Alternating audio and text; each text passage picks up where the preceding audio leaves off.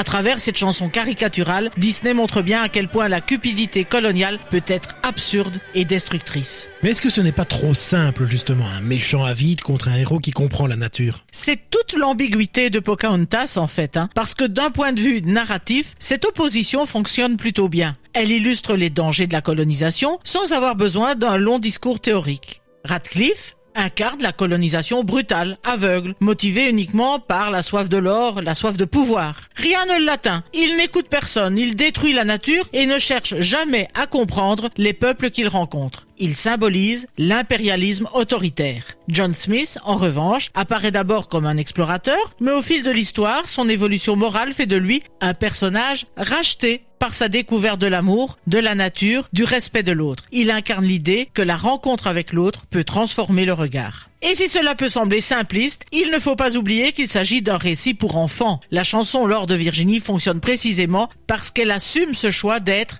une caricature. Et du coup, son message reste efficace aujourd'hui? Eh bien oui, parce qu'elle met en lumière une dynamique qui est toujours vraie aujourd'hui. D'un côté, la convoitise, l'exploitation des ressources naturelles, la violence au nom du progrès et une pseudo-supériorité. Et de l'autre, la conscience que la nature est le bien le plus précieux du monde. Et tout ça en 2 minutes 30, avec des pelles et des tambours. L'or de Virginie, un morceau qui fait danser les colons au son des pioches, mais qui nous donne à réfléchir quand on dépasse la caricature.